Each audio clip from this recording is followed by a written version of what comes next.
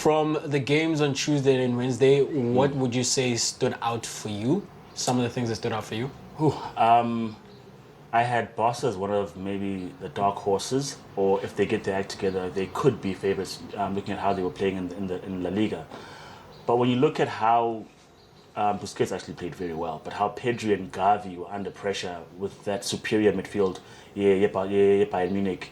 They still got a lot of work to do. Also, I think I wasn't happy with how Rafinha played. He was almost non-existent in that game, whereas Dembele was on it, but he was literally working by himself. Lewandowski missed a lot of chances. So they can still go to that level, but I think that midfield needs to be strong. That midfield needs to be like solid against like any opposition. On the return fixture, they have to at least score against Bayern, at the very least score. And I think a couple of weeks' time, if they do gel well, because the game was open enough for them to create chances, I think they should even go for the win, especially playing at home. And I think looking to top the group as well, go for the win. So things that stood out is that Barca are good, they're formidable, but they still need a bit of tweaking. And then on the flip side, when you look at Bayern Munich are a very interesting side. In terms of they don't have that focal point. Sadio Mane does not stay up front waiting for the ball. He gets involved in the game, same as Leroy Sané, same as you have with Gnabry as well. So they have this false nine thing playing out, and I don't know which is Julian Nagelsmann comfortable with that. It looks like they are in terms of their league form. Yes, they're third now, having dropped points most recently, but when they do score goals, they score a lot, and they do dominate games anyway. So we'll see how that pans out, or if they'll go into the market in January and dip there and find someone who will just be a... Oh wait, I think it still is. I'm not sure. Might be. Nakona, but I wouldn't say he's a starter we can work out, but he is that player that you throw on when you want something different. No, when you want something different, in the last 20 minutes of the game, when you're looking for aerial presence, target man... Do you think they're missing Lewandowski? Consider the fact that I've said that the reason I put them for being knocked out the season before last was because Lewandowski was missing. But then he was there last season and they got knocked out by Villarreal at home in that second leg. He's departed now. He's at Barcelona. He's on the other side. Do you think they need him? They need him specifically to win the Champions League, and can they do it without him? I think they don't need that caliber player. I think even a lesser striker would do, because they dominate the game so well, and they've got so many blind breakers in terms of passing, in terms of just running. They've got Utel, who is a young forward player. Gravenberch is also there as an option in the center of the park. So, I mean, when you look at the midfield, about Goretzka, about Kimmich, they do more than well. I mean, Musiala played very well, and he's a star. He's a star. And so if they can get that going and running, you don't even need someone as good as Lewandowski. I mean, there's rumors about January, but from Kane, I don't think Kane will leave. I think Kane is funny, he's shut his mouth and he's playing for Spurs. I don't think you need that high quality of a player. But do they need someone? As presently constructed, do they need someone? I'd say do that. Get a striker, get someone who's going to bang in the goals consistently, because there's just too much pressure on Sadio Mane, and he's not that guy. He's not that guy to stay up there. Usually he comes in, Leroy comes in, Gnabry comes in. They're all doing the same thing, and sometimes you want someone different, which is what we're seeing now with Man City, Haaland.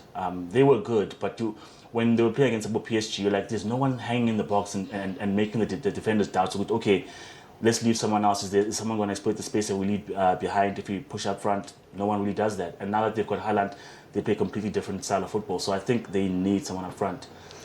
So for me, a few things that I took away from this match day is, I think Inter Milan will be the team that misses out in that group of death, particularly having seen them against AC Milan. And seeing them recently, they don't look very impressive. Even in the game now recently against Pilsen. Yes. Whereas you saw what Barca did against Pilsen with what I say was a second string team. Inter Milan were playing against them at home, and they struggled. It was just a 2-0 victory. So I think when they come up against a Barcelona, they're gonna find themselves like second best in those encounters. The other thing for me is, man, Liverpool do need all their horses in order to be at the top. In this particular game against Ajax, you had Diogo Jota starting from minute one, and you had him dropping deep into midfield, picking up the ball, allowing a Mo Salah, which is how the goal came about, because he drops in, he attacks the defenders, he draws the attention of the two centre backs, and Mo Salah is ghosting in by himself, and he scores the goal. So I think going forward, if he's fit, he needs to be playing in that number 9 position. He's pulling a better Firmino at this point than Firmino is. Also, Thiago Alcantara is unlike anything they have in that midfield, possibly unlike anything anyone even in the English game has, because he was back in this game against Ajax, and you have him. He's probing the defenders. He's probing the opposition team. He's drawing their attention. He's dribbling, and he's spraying passes, and he's playing the intricate passes in the midfield. And this is not anyone they have. When he's there, as he was against Ajax, it's a totally different team in terms of their options, in terms of what they're able to do. He's those line breaking passes, as I'm saying, whether they're vertical, like over the air, or it's short intricate stuff. And as well, he also contributes defensively.